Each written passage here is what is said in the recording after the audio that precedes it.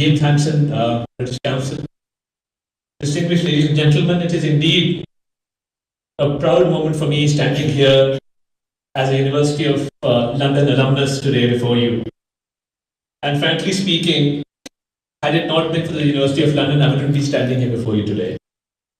So, in all my success, the University of London has had a great role to play. I started my career as a tutor for the University of London when I taught the English legal system. And then I went on to teach contract law. And those were the first initial years of my career. And I must pay my tribute to the University of London for the invaluable contribution that they made to Pakistan in terms of legal education. Critical thinking, analysis, and developing legal skills. These were all part of the University of London's external program, of which I am a beneficiary standing here before you today. And I believe that the immense contribution that has been made by the University of London in raising the standard of legal education in Pakistan. We have great stories to tell, because when I look at the alumni of the University of London, I see great stories behind them. I see people who've made CEOs of big firms. I see people who've made partners at law firms. I see people who joined the judiciary. I see people who've made their contributions to the system of alternative dispute resolution. I see people who are doing politics. I see people who are doing social work. So I think, all in all, the University of London has had a great role to play. And people who have graduated from the University of London have made a great contribution to society in particular and to Pakistan in general. And being part of the legal fraternity, it's an esteemed profession.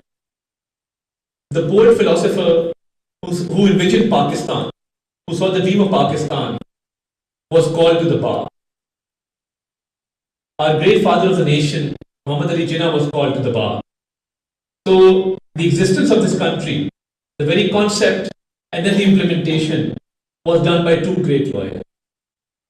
And both of them were from Lincoln's Inn, and education in the UK had a part to play.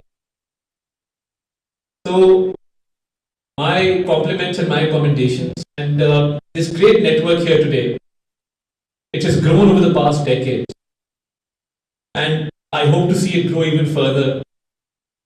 And it is even more heartening when we see women leading certain professions, because they don't get a head start like we do, especially in our society. So I'm thankful that we are in the great presence of a ladyship who's graced us with her presence. Listen to the story of Miss Ayla here, the way she's made CEO.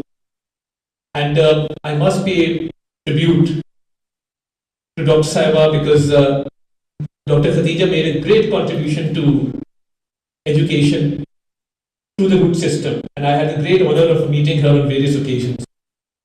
And may her soul rest in peace. But that's the way forward. We see women leading in all professions. And we have more female graduates now with regard to the University of London. And I think that's even more encouraging to see women leaders come forward. And all these opportunities have been provided through this great education network and great education system. And I stand here as a testament to that such great learning opportunities were provided to people like us. And when I was doing my degree, I had the great honor of being taught by the great Salman Akram Raja. He used to teach us Islamic jurisprudence. I was taught contract law by Mr. Zardari. We had Faisal Naqvi teaching us jurisprudence at that point in time. So we had great professional lawyers who played a great part in imparting legal education to us. And my heart goes out to them. And I would also like to pay tribute to all the great professors and teachers who've been part of this legal education under the umbrella of the University of London. Thank you, ladies and gentlemen. It has been a pleasure speaking to you here today. And I hope and pray that this system continues to flourish in Pakistan.